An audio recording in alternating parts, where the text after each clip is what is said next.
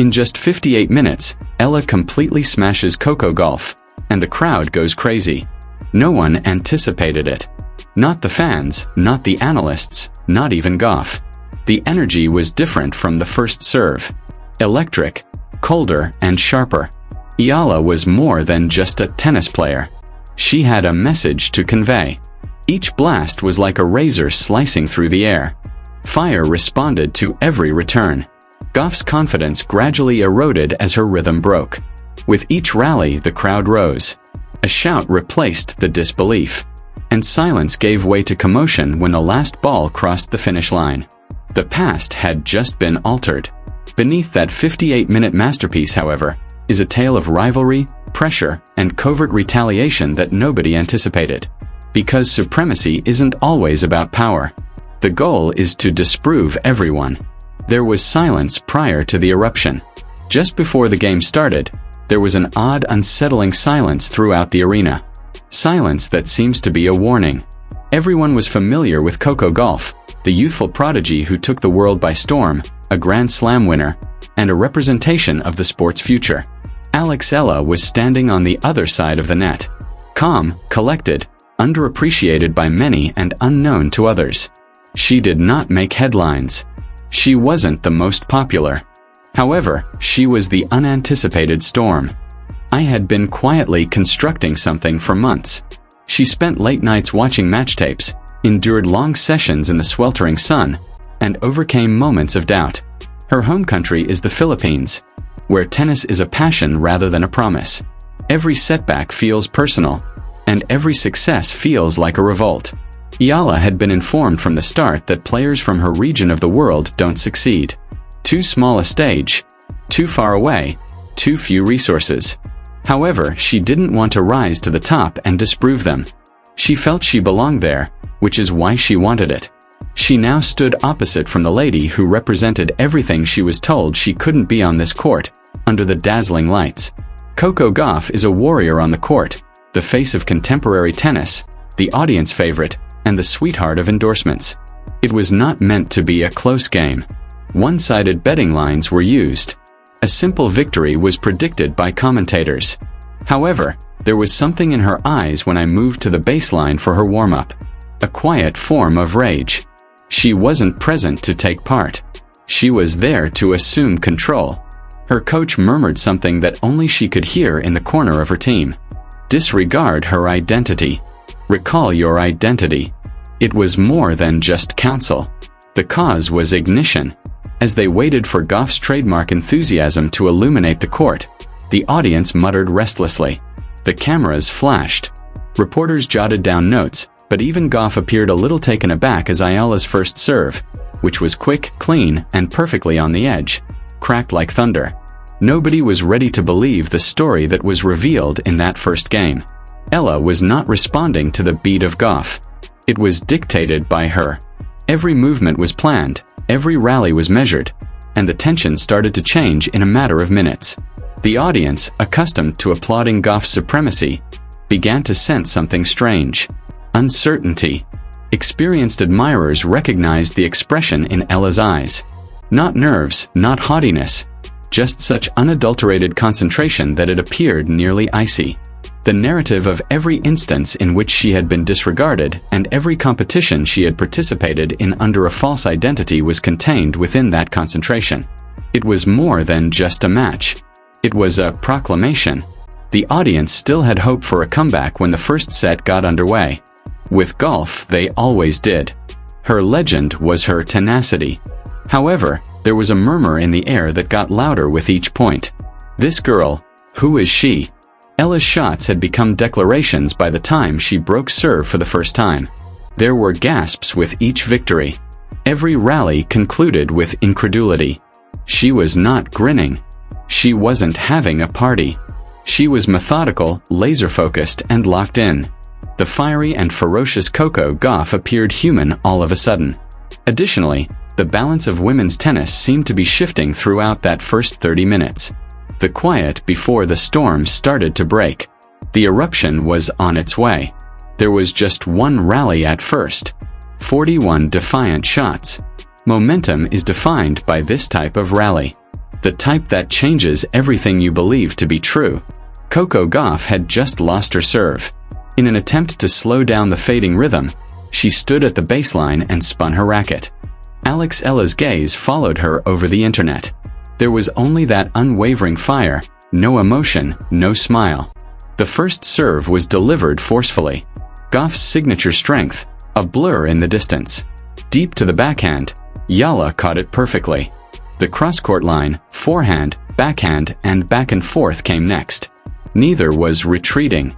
After every exchange, the audience gasped as the tempo increased with each shot.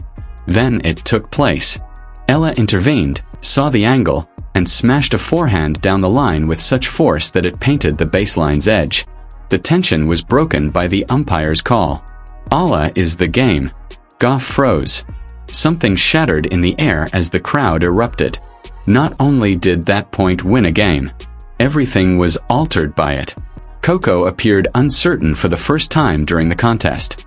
Her gaze darted to her box in search of comfort. Her instructor gave a slow applaud, but it was clear from his demeanor. This was not intended to occur. Her face was unreadable as I carefully made my way to her chair and took a sip of water. Commentators attempted to explain it. One said, "Maybe Gauff's adjusting." "Eala is acting irrationally," someone else muttered. However, they were unaware that this was not a fortunate run. It was a tactic. Eala had researched Gauff. She was aware of the pressure spots. She didn't always choose winners. She waited until Gauff had little room to breathe, making mistakes and tightening the angles. Mostly there for Gauff, the audience started to get agitated. When Eala's winners struck clean, there were gasps, murmurs, and even cautious applause.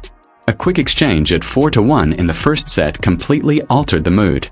Gauff yelled in exasperation after missing a standard backhand and slammed the ball against the net post.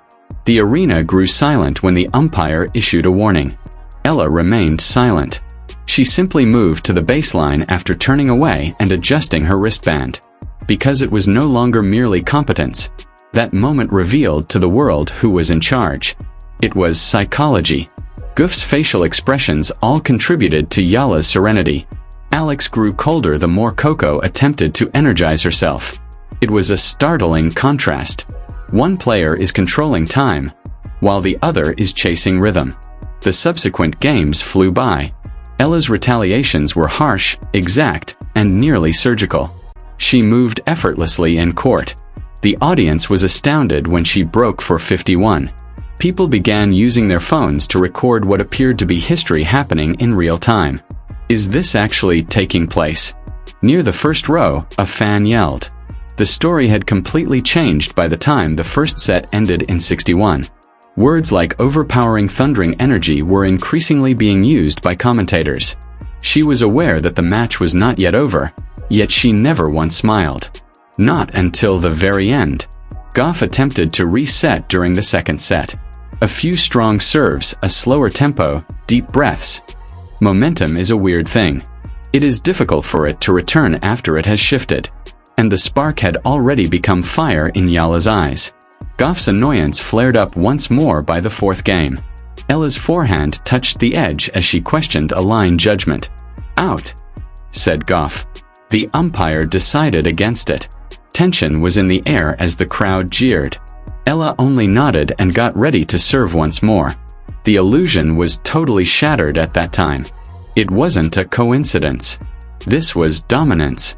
Unstoppable, methodical, and pure. The audience rose once more, half in shock and half in appreciation, when I held serve with an ace down the tee.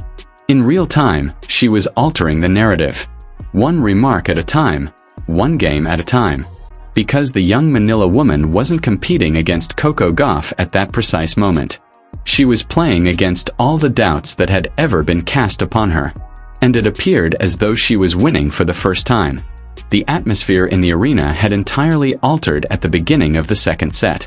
What had started out as a Gauff-friendly audience had evolved into something chaotic, erratic, and electrifying. After each point, the sound of incredulity reverberated. You could practically hear everyone thinking, "This can't be happening." Aya has already broken serve once more after winning a set.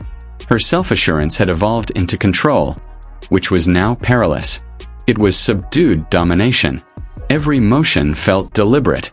Each rally concluded precisely. She didn't yell, pump her fist, or celebrate. She just strolled back to the baseline after turning and adjusting her cap. The crowd erupted even louder because of the calmness and silence. After a rare victory, Coco Gauff finally roared at 2-0.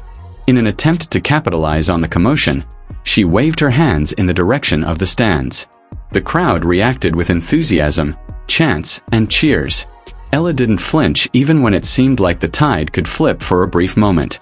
She pulled Gauff off the court, served wide, and ended with a clean forehand into the open space on the very next point. 9 seconds passed during the rally. The audience let out a gasp. Then one portion of the upper rows began to chant, albeit softly at first, "Allah Allah." At the stands, it became louder and realized she was no longer the only person in the crowd. That after each point lost, it slumps. Eala responded with something sharper, quicker, and crueler each time she attempted to rally. In the middle of the game, social media started to buzz. Videos of Gauff's failed backhands and Eala's accurate forehands were widely shared on TikTok and X. "This girl, who is she?" A single tweet was read. "Another Eala is acting as though she has something to prove. She's demonstrating it, wow." Yalov's golf was in style by the middle of the second set. During the broadcast, shocked commentators muttered, "This is one of the most dominant performances we've seen against Coco Gauff in years." Tension was no longer limited to the court. It was worldwide. Gauff double faulted at 4-1. She tossed back her head, clearly frustrated as the crowd moaned. Ella served again after calmly bouncing the ball 3 times. One more brilliant one. The crowd erupted. Cameras swept across people's faces. Some were shocked, some were applauding. Ella's crew remained silent in the player box, watching her every move with their hands folded. They were aware of what was about to happen. The last game comes next. Coco Gauff is serving to keep the game going. Shouting her name and pleading for a miracle, the crowd stood up. However, miracles don't happen on demand. Ella made a brutal comeback. Heavy, deep, relentless. Coco engaged in combat. A mistake. Point of match. Quiet. The serve arrived. In the center of the box. Ella's forehand tore over the court. A mix of color and sound. The line was cut by the ball. Excellent. Set and match for the game. Eala. The words reverberated. Time appeared to pause for a moment. An eruption followed. The stadium as a whole roared. With their phones raised and voices piercing the din, fans jumped out of their seats. For a brief while, Eala stood motionless, gasping for air while gazing at the scoreboard. Car 6 took 58 minutes. Coco Gauff approached the net and extended her hand. Eala firmly met it. Quiet respect, no smirk, no haughtiness. However, it was captured by the cameras. Gauff's sportsmanship concealed a spark of irritation in her face. The uproar followed Ella as she left the court. As if they were watching the birth of something historic, the audience yelled her name. She didn't only watch things happen in real time. She looked back once. Long after the game was over, the sounds of the crowd continued to reverberate around the arena. Everyone felt as though they had just seen a tiny earthquake. Short, abrupt, and hard to ignore. With a towel covering her head, Coco Gauff sat by herself on the bench, taking in what had just transpired. This defeat wasn't merely a setback for a player accustomed to mastering every beat and story. It was incredulity. Clips from the game quickly went viral on social media. Slow-motion replays of Eala's cross-court shots, side-by-side comparisons of their reactions, and TikTok edits of her forehands all repeatedly loop. The 58-minute caption that went viral said, "No mercy." On X, fans quickly became split. Eala was hailed by some as a future superstar who restored accuracy and bravery to women's tennis. The other described the performance as being too cold, too clinical, and even rude. Please share your thoughts in the comments section. If you enjoyed the 58-minute masterclass, please hit like, subscribe, and stay tuned, as the next eruption in this sport could happen at any time.